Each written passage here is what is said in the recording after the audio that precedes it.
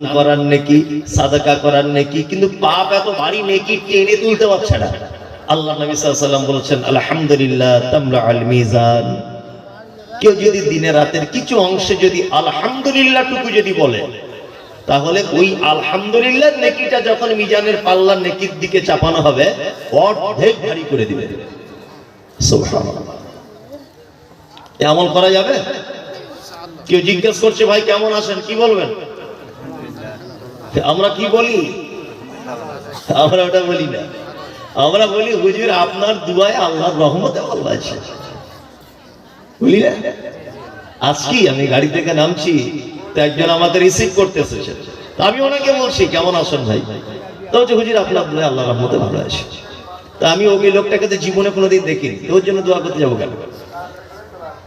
ওই তো কোনোদিন দেখাই হয়নি এর আগে, তো ওর জন্য কেন দোয়া করতে যাবো? এই কথার ভিতরে শিরক আছে। কি আছে? শিরক। তার মানে ও বোঝাতে চাই যে হুজুর আপনি দোয়া না করলে আল্লাহ রহমত করতো না, আপনার দোয়ায় আল্লাহর রহমতে ভালো আছি। তার মানে আপনি দোয়া না করলে আল্লাহ রহম করতো না, আপনি দোয়া করেছেন বলেই রহমটা করেছে। এই ছোটখাটো বিষয়গুলো আমাদেরকে খুব বেশি করে মাথায় রাখতে হবে। কিছু খাচ্ছেন, খাওয়া শেষ করে কি বলবেন? আলহামদুলিল্লাহ। একটা আম খাচ্ছেন খুব মিষ্টি, কি বলবেন? আলহামদুলিল্লাহ। ভালো কিছু দেখলেন, আলহামদুলিল্লাহ। অতি ভালোবাসি তাই অবাক হয়ে তাকিয়ে থাকি, সেটা কি মোর বড় অপরাধ? একটা ছাগলের বাচ্চা দেখলে খুব সুন্দর করে দৌড়াচ্ছে, ছোট্ট বাচ্চা, আলহামদুলিল্লাহ। আল্লাহ তোমার কি অসীম কুদরত।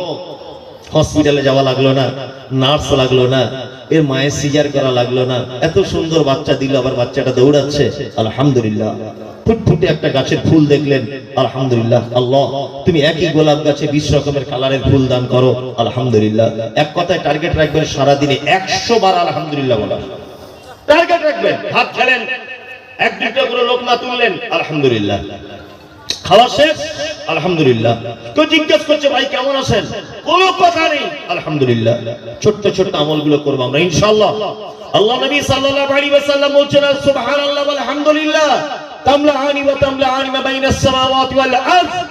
কেউ যদি সুবহানাল্লাহ আলহামদুলিল্লাহ মিলিয়ে যদি বলে, তাহলে আসমান জমিন মাঝখানে আর কোথাও নেকি লিখতে বাদ থাকে না, ওর আমলনামাতে নেকি ভরপুর করে দেওয়া হয়। আর একটা দোয়া আপনাদেরকে শিখিয়ে দিই, আমার সাথে বলুন। এগুলো ছোট ছোট আমল। সুবহানাল্লাহি, বলুন সুবহানাল্লাহি ওয়া বিহামদিহি সুবহানাল্লাহিল আযীম, সুবহানাল্লাহি ওয়া বিহামদিহি সুবহানাল্লাহিল আযীম। আল্লাহর নবী বলছেন, যদি কেউ এটা যদি বলে, দরিয়ার ফেনার সমপরিমাণ পাপ যদি তার থাকে, পাপ ক্ষমা করে দেওয়া হবে। তবে ছোট পাপগুলো, বড় পাপ কি করতে হবে? তওবা করতে হবে। ছোটখাটো পাপ যেগুলো সামান্য ভুল ত্রুটি হয়ে গেছে, ওই পাপগুলোকে আল্লাহ কি করবেন? ক্ষমা করে দিবেন। আল্লাহু আকবার। শুধু ভালো কাজ করবে কে? তোমাদের ভিতরে কে ভালো কাজ করবে? এই প্রতিযোগিতা, এই পরীক্ষা করার জন্য আল্লাহ সুবহানাহু ওয়া তাআলা আমাদেরকে পাঠিয়েছেন। আমরা তো আজকে ভালো কাজের প্রতিযোগিতা করি না, করি? খারাপ কাজের প্রতিযোগিতা করি। একজন লোক 5 ওয়াক্ত নামাজ পড়ে, আপনি তাকে দেখে হিংসা করে তাহাজ্জুদ পড়া ধরছেন না? ওই ব্যাপারে আমাদের কোনো আলোচনা নেই। একজন লোক মালে যাকাত দেয়, আপনি তার দেখে যাকাত দেওয়া শিখছেন না? একজন লোক নিজেকে হারাম থেকে পরহেজ করে চলছে, আপনি কি ওই ব্যাপারটা চিন্তা করছেন না যে আমাকে প্রতিযোগিতা করতে হবে? আমরা প্রতিযোগিতা করি, দুনিয়ার প্রতিযোগিতা করি। কেউ 2 তলা বিল্ডিং করেছে, আমাকে 3 তলা করতে হবে। কেউ 20 লাখ টাকার গাড়ি কিনেছে, আমাকে 40 লাখ টাকার কিনতে হবে। কেউ রোডের সাইডে জায়গা কিনেছে, আমি একদম মেন রোডে কিনবো। এই সমস্ত জিনিসের প্রতিযোগিতা হয়, কিন্তু আল্লাহ সুবহানাহু ওয়া তাআলা বলছেন এই ব্যাপারে তোমাদের পরীক্ষা করা হবে না। তোমাদের ভিতরে কে কে ভালো কাজ করেছো এইটা আগে বলো। তাহলে মানে ভালো কাজ করার জন্য পৃথিবীতে কে পাঠানো হয়েছে।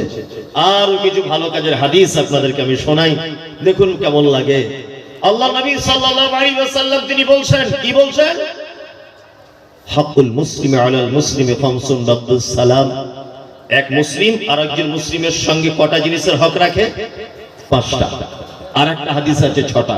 এক, রাদ্দুস সালাম, এগুলো ছোটখাটো ভালো কাজ বলছি, প্রতিযোগিতা করবেন। কোন মুসলমানের সঙ্গে দেখা হলে কি বলতে হবে? আসসালামু আলাইকুম। এর কিছু পদ্ধতি জেনে যান। আচ্ছা, ছোট বড়কে সালাম দিবে না বড় ছোটকে দিবে? ছোট বড়কে দিবে। অনেক সময় বড় ছোটকেও দিবে শিক্ষা দেওয়ার জন্য। কি বললাম বুঝলেন? দুই, আমরা চারজন বসে আছি, একটা লোক সাইকেল নিয়ে চলে যাচ্ছে, কে কাকে সালাম দিবে? পথিক সালাম দিবে, তাই তো? আমরা তিনজন আছি, ওরা 10 জন আছে, কে কাকে সালাম দিবে? হ্যাঁ, আমরা তিনজন, ওরা 10 জন, কে কাকে? কম সংখ্যক লোক বেশি সংখ্যক লোককে সালাম দিবে। আমরা সবাইকে দেখে সালাম দেব ইনশাআল্লাহ। বউকে ওকে দেওয়া যাবে না, দেওয়া যাবে? দেওয়া যাবে, কিন্তু দিলে খুব মুশকিল। মানে আমার একটা কথা মনে পড়ে যায় এই ব্যাপারটা যখন বলি। মাদ্রাসা একটা বাংলা মাস্টার আছে, ও নতুন বিয়ে করেছে, তা আমাকে নেমন্তন্ন করেছিল, আমি ব্যস্ততার কারণে যেতে পারি। তা আমি কিছুদিন পরে ওকে জিজ্ঞেস করছি, এই তুমি বিয়ে করেছো শুনলাম। তা বলছে, হুজুর হ্যাঁ বিয়ে করেছি। তা আমি বলছি, তোমার বউকে তুমি সালাম দাও? তা বলছে, হুজুর না, সালাম দিই না, লজ্জা লাগে খুব। বলছি, লজ্জার কোনো ব্যাপার নেই, খ্যাপা সালাম দিবে, সালাম দিলে ভালো তো। তা বলছে, হুজুর আপনি যখন বলছেন তাহলে সালাম দেবো ইনশাআল্লাহ। তাও দিয়েছে কি না দিয়েছে জানি না। আবার আমি যচা করে কখনো সুযোগ পেলে মাদ্রাসায় ঢুকেছি, তো ওকে ডেকে জিজ্ঞেস করছে, এই কথাটা মনে পড়েছে, তুমি তোমার বউকে সালাম দিয়েছো? তা বলছে, হুজুর সালাম দিয়েছি, কিন্তু দেওয়ার পরে খুব বিপদ হয়ে গেছে। কি বিপদ হলো তোমার? তো বলছে, হুজুর আমি সালাম দিয়ে বলছি আমার বউকে আসসালামু আলাইকুম, তা আমার স্ত্রী দরজা খুলে আমাকে বলছে, তুমি কি আমাকে চিনতে পারছো না, তারা সালাম দিচ্ছ? আস্তাগফিরুল্লাহ।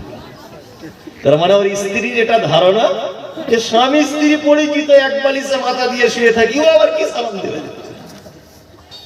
মানে অপরিচিত লোককে দেখে সালাম দিতে হয়, এই টেন্ডেন্সি, তাই না? আল্লাহু আকবার। আপনাকে একটা ছোট্ট করে একটা কথা বলি, একটা সুন্দর একটা লজিক আপনাদের সামনে বলছি। আমাদের স্বামী স্ত্রী কখনো কখনো সাংসারিক জীবনে ঝগড়াঝাটি হয় না? আমাদেরও হয়, সবার হয়। দেখবেন মেয়েদের ঝগড়া যদি স্বামীর সঙ্গে হয়, 2-3টে কাজ করবে। এক, থালা বাসন গুলো জোরে জোরে রাখবে, হ্যাঁ খুব জোরে জোরে রাখবে। আর আপনি কথা বলে মুখ ঘোরাবে এরকম করে, ওটা ওর একটা ক্যাপাসিটি। তবে হয়তো এরকম মুখ টুক ঘোরালে বেশি করে মারবেন না, ওদের একদমই ওদের গায়ে হাত দেবেন না, কারণ আল্লাহ সুবহানাহু ওয়া তাআলার পক্ষ থেকে ওটা বড় নিয়ামত আপনার স্ত্রী আপনার জন্য। আপনার স্ত্রী যে আপনাকে কত হেল্প করে, কত যে আপনার মানে সহকারিনী, আপনি যদি কখনো অন্তরে অন্তরে ভাবেন তাহলে বুঝতে পারবেন। ওই জন্য আমি মাঝে মধ্যে একটা কথা বলি যে আপনি যা কিছু করবেন আপনার শ্বশুরকে মাসে মাসে অন্তত 2-3 হাজার টাকা করে দেবেন। যদি বলেন হুজুর 2-3 হাজার টাকার বড় বাড়াবাড়ি না, অন্তত 200-300 টাকাও দেবেন, আপনার শ্বশুরকে দেবেন। যদি বলছেন কেন, দেখুন আপনার শ্বশুর আর শাশুড়ির অবদানটা কি জানেন? আপনার বাড়িতে যদি একটা জামা কাপড় কাচার লোক যদি আপনি রাখেন, প্রতি মাসে মিনিমাম তার 3,000 টাকা বেতন লাগবে, লাগবে না? লাগবে। জামা কাপড় কাচে কে? আপনার স্ত্রী। আপনার বাড়িতে যদি একটা রান্নার কাজের মেয়ে যদি রাখেন, বলুন তো তার কত টাকা বেতন লাগবে? ধরে নেন 3,000, তাই তো? তাহলে ওর রান্নাটা করে কে? আপনার স্ত্রী। আপনার বাড়িটা 2তলা বিল্ডিং, পরিষ্কার ধোয়া মোছার জন্য তো একটা কাজের মেয়ে যদি রাখতেন 5,000 টাকা বেতন লাগতো, লাগতো না? লাগতো। আপনার যৌবনের খিদা, স্ত্রী ছাড়া অন্য কোন জায়গায় যদি আপনি যৌবনের খিদা মেটাতে চান তাহলে এটা হারাম। যদি আপনি পয়সার বিনিময়ে আপনার যৌবন যদি মেটাতে চান, তারপরে আপনাকে দেখা যাবে যে একটা মহিলার কাছে যৌবন মেটানোর জন্য গেলে 2-4 হাজার টাকা আপনাকে খরচা করে দিয়ে চলে আসতে হবে। নাউজুবিল্লাহ, এটা হারাম, বোঝানোর জন্য বলছি। তার মানে আপনার স্ত্রী আপনার মাথার চুল থেকে পা পর্যন্ত সমস্ত জামা কাপড় ও পরিষ্কার করে, ও আপনার রান্না করে, ও আপনার ঘর ঝাড়ু দেয়, ও আপনার ঘর পরিষ্কার করে, আপনার যৌবনের চাহিদা পর্যন্ত মিটিয়ে দেয়। আপনার শ্বশুর যে এত বড় নিয়ামত আপনাকে দিয়েছে, এই নিয়ামতের শুকরিয়ার জন্য আল্লাহর কাছে যা করবেন করবেন। আমার মনে হয় যে শ্বশুরকে মাঝে মধ্যে 1-2 হাজার টাকা দেবেন, যে আব্বা সত্যি আপনি একটা খুব সুন্দর আমাকে জিনিস উপহার দিয়েছেন, কত যে কাজের টাকা আপনার বেটি আমাকে বাঁচিয়ে দিল, রাঁধুনি রাখলে তার টাকা বেঁচে গেল, জামা কাপড় কাচার টাকা বেঁচে গেল, ওয়াশিং মেশিনের টাকা বেঁচে গেল, আমার সমস্ত টাকাও বাঁচিয়ে দিল। আল্লাহর পক্ষ থেকে একটা নিয়ামত, ওর সঙ্গে অসৎ ব্যবহার করবেন না। স্বামী স্ত্রী যখন তর্ক বিতর্ক হবে, ও দেখবেন খুব রাগ করছে, যখন আপনি কথা বলছেন ও মুখ ঘোরাচ্ছে, বলতে চাইছে না, তখন টার্গেট করবেন মিনিমাম 100 বার ওকে সালাম দিবেন, আসসালামু আলাইকুম। দেখবেন ওটা সালাম দিলে গাল দিতে পারছে না, বাচ্চা ও ডাইরেক্ট ওয়ালাইকুম আসসালাম না বললেও কিন্তু মনে মনে বলবে ওয়ালাইকুম আসসালাম। বলবে কি বলবে না? হ্যাঁ বলবে। আচ্ছা, আসসালামু আলাইকুম মানে কি? আল্লাহ তোমার উপরে শান্তি বর্ষণ করুক। ওয়ালাইকুম আসসালাম মানে তোমার উপরেও করুক। এখন চলছে কি সংসারে? অশান্তি, অশান্তি চলছে। বাড়ি থেকে বার হবেন, আসসালামু আলাইকুম, দোকান থেকে ফিরলেন, আসসালামু আলাইকুম। এইরকম ভাবে সারা দিনে যদি আপনি টার্গেট করেন, আজকে ঝগড়া হয়েছে বিবির সাথে, আমাকে 20 বার সালাম দিতে হবে, আপনার 20 বার সালাম দেওয়াটাকে একবার যদি আল্লাহ সুবহানাহু ওয়া তাআলা কবুল যদি করে নেয়, তাহলে ওই সংসারে আর অশান্তি থাকবে বলে মনে হয়? থাকবে? থাকবে না। ওই জন্য সংসারে অশান্তি হলেই একটাই ওষুধ, শুধু সালাম দিতে হবে বিবিকে। কি বললাম বুঝলেন? দুই, ওয়াইয়াদাতুল মারিজ, পাড়া প্রতিবেশী যদি কেউ অসুস্থ হয়ে যায়, কেউ যদি অসুখে পড়ে যায়, আপনারা দেখতে যাবেন ইনশাআল্লাহ। ইনশাআল্লাহ যাব, ইনশাআল্লাহ। অসুস্থ মানুষকে দেখতে গেলে কি উপকার, আল্লাহু আকবার। প্রথমে আপনাকে বলি, অসুস্থ আপনার পাড়ায় কোনো একজন লোক, আপনি দেখতে গেলেন, যাওয়ার পরে ফজরের পরে গেলেন, ফজরের পরে যাওয়ার পরে তার মাথায় হাত দিলেন, দিয়ে দোয়া করলেন, লা বাসা তাহুরুন ইনশাআল্লাহ, তুমি কোনো টেনশন করো না, আল্লাহ চাইলে আল্লাহ তোমাকে সুস্থ করে দিবে। এতটুকু কথা বলবেন, মাথায় হাত দিয়ে অসুস্থ মানুষের হাত দেওয়ার পরে আপনি বাড়ি চলে এলেন, তার সঙ্গে 2-10 মিনিট কথা বলার পর আল্লাহু আকবার, আল্লাহু আকবার, সন্ধ্যা বেলা পর্যন্ত, সূর্য ডোবার আগ পর্যন্ত ফেরেশতারা আপনার জন্য এই বলে দোয়া করে, হে আল্লাহ, অসুস্থকে তো ভালো করবে করবে, যে দেখতে এসেছিল ওকে আগে কল্যাণ দান করো। তাহলে বলুন তো, দেখতে যাওয়ার ফলে রোগীর লাভ হলো না আপনার লাভ হলো? আপনার। এখানে আর একটা মজার কথা বলি, আচ্ছা রোগী কার দোয়া পেল? আপনার। আপনি হয়তো বেনামাজি, আপনি হয়তো হারামখোর হতে পারে, আপনি হয়তো সুদখোর হতে পারে, তার মানে আপনার দোয়া রোগীর জন্য কবুল হতে পারে, নাও পারে। রোগী আপনার দোয়া পেল, আর আপনি কার দোয়া পেলেন? ফেরেশতাদের। তাহলে দোয়া করে রোগীর লাভ হলো না আপনার লাভ হলো? আপনার লাভ। আপনি ফেরেশতাদের দোয়া পেলেন। আল্লাহু আকবার। অসুস্থ মানুষকে দেখতে যাবেন, পাড়া প্রতিবেশীকে। ওয়া ইত্তিবাউজ জানাইজ, কেউ মারা গেলে তার জানাজার সালাত আদায় করবেন। কি বললাম বুঝলেন? তো আমাদের সমাজে আবার অনেক প্রকারের মানুষ আছে, আল্লাহু আকবার, আমি অবাক হই। জানাজার নামাজ পড়তে গেছে বড়িগাছি অমুক জায়গাতে, বা জানাজার নামাজ পড়তে গেছে গাজলে, ও জানাজা হবে জোহরের পর, ও জোহরের ফরজ নামাজ পড়েনি, আর জানাজার মাঠে গিয়ে দাঁড়িয়ে আছে কখন মৃত লাশটা আসবে তার জানাজা পড়বে বলে, অথচ ফরজ নামাজ পড়ে। এরকম লোক দেখতে পাওয়া যায়। আর জানাজা হয়ে গেল, শুধু সন্ধান চালাচ্ছে খাওয়া দাওয়ার ব্যবস্থাটা কোন জায়গায়, সেইখানে গিয়ে বসলো, জুত করে খেলো, বাড়ি চলে এলো।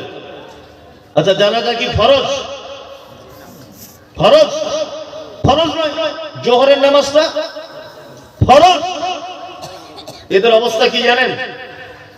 আচ্ছা পুরুষের মাথাতে পাগড়ি বাঁধা, এটা কি? কিছুই নয়, ধরে নেন সুন্নত, ধরুন আপনি সুন্নত পাগড়ি বাঁধা, আর কোমর থেকে নিয়ে পায়ের গোড়ালি পর্যন্ত এই জায়গাটুকু ঢেকে রাখা কি ফরজ? ফরজ। তা কেউ যদি মাথায় 22 হাত পাগড়ি বেঁধে এই জায়গাটা খুলে রাখে, তা কেমন হবে? পাছাটা আগলা করে রেখে মাথায় পাগড়ি পরে ঘুরছে, এটা কেমন দেখাবে? ভালো দেখাবে? ভালো দেখাবে না। এদের অবস্থা ঠিক কেমন? এদের অবস্থা ঠিক কেমন? মৃত মানুষের জানাজায় গেছে, জোহরের নামাজ পড়ে না, জানাজার নামাজ পড়ছে। আজব ব্যাপার না? মানুষ মারা গেলে তার জানাজায় যাবেন, আর জানাজায় গেলে দুটি বড় উপকার আছে, খুব বড় উপকার। এক, কেউ যদি শুধু জানাজার সালাতটা আদায় যদি করে, তাহলে তার আমলনামাতে একটি কেরাত অর্থাৎ একটি উহুদ পাহাড়ের নেকি হবে। আর যদি কেউ মাটিটা দেয়, আরেকটি উহুদ পাহাড়ের নেকি হবে, তাই না? তিন, ইজাবাতুদ দাওয়াতি। 4 নম্বর, কেউ যদি আপনাকে দাওয়াত যদি করে, এই দাওয়াত গ্রহণ করবেন ইনশাআল্লাহ। তো সব দাওয়াত নয়, দাওয়াত পেলেন আর গরুর গোশত সেম পেলেন আর সেখানে বেরিয়ে গেলেন জামা কাপড় পরে, না।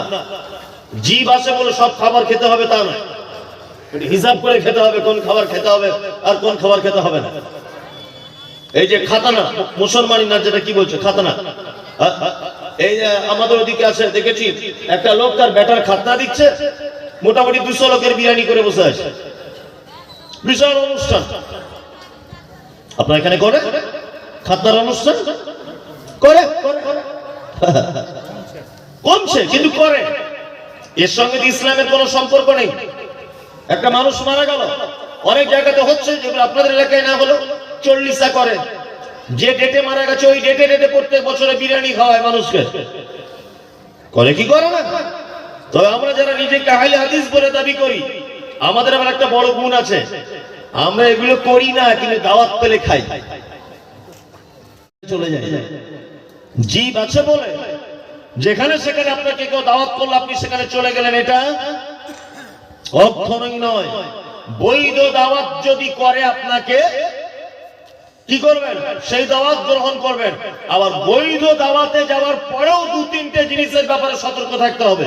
এক, কোন একটা অনুষ্ঠান বাড়িতে আপনি গেলেন, যাওয়ার পরে দেখছেন সেখানে বাদ্যযন্ত্র বাজছে, অর্থাৎ গান বাজনা এটা ওটা চলছে। কি বললাম বুঝলেন? হ্যাঁ, তো এখানে কি করবেন? বসে খেয়ে আসবেন তো, ঘুরে চলে আসতে হবে। এমন একটা বাড়িতে আপনাকে দাওয়াত দেওয়া হলো, যে বাড়িটা আপনি দেখছেন যে ছবি মূর্তি টাঙানো আছে ঘরের মধ্যে, আপনি কি করবেন? ফেরত চলে আসতে হবে। কিন্তু এই পরেশগারিটা দেখানো খুব মুশকিল। এমন একটা আত্মীয় দাওয়াত করেছে যে না খেয়ে উপায় থাকছে না, কোন উপায় থাকছে না না খেয়ে। ওই জন্য জিভ আছে, পেট আছে, খেতে হবে আলহামদুলিল্লাহ।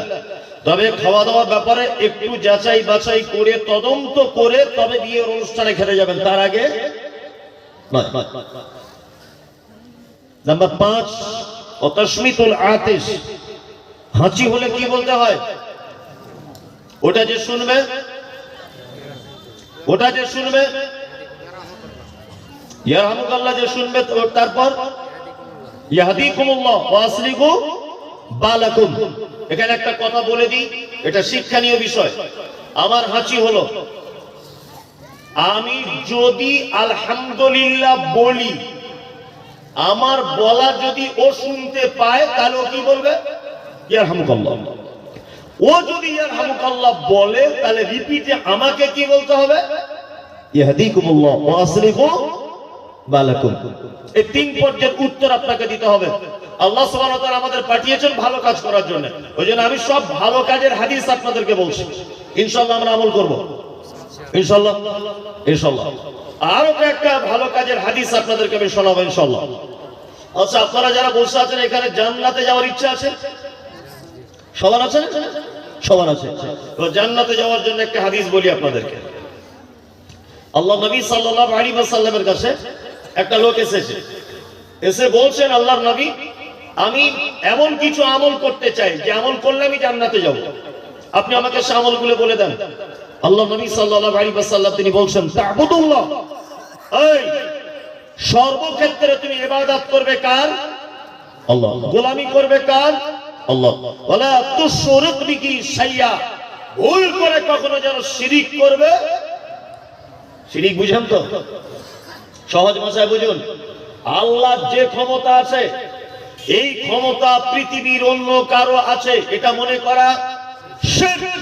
রুজির মালিককে, হায়াতের মালিক, মওতের মালিক, সুস্থর মালিক আল্লাহ। পৃথিবীতে আল্লাহর যে ক্ষমতা, এই ক্ষমতা অন্য কারো আছে, এটা যদি কেউ মনে করে তার নাম শিরক। আর শিরককারীদের ব্যাপারে আল্লাহ সুবহানাহু ওয়া তাআলা বলছেন ইন্নাহু মান ইউশরিক বিল্লাহ ফাকাদ হারামাল্লাহু আলাইহিল জান্নাহ ওয়া মাওয়াহুন নার ওয়া মা লিয-যালিমিনা মিন আনসার। নিশ্চয়ই যারা শিরিক করে তাদের জন্য জান্নাত হারাম, তাদের থাকার জায়গা জাহান্নাম। আল্লাহ বলছে ওয়া মা লিয-যালিমিনা মিন আনসার, কিয়ামতের দিন তাদের কোনো সাহায্যকারী থাকবে না। আল্লাহ পবিত্র আল কোরআনের ভিতরে বলছেন যারা শিরিক করা অবস্থায় মারা যায় তাদের জন্য দোয়া পর্যন্ত করা হারাম, চলবে না। আল্লাহ পবিত্র আল কোরআনের সূরা তাওবার ভিতরে বলছেন ইস্তাগফির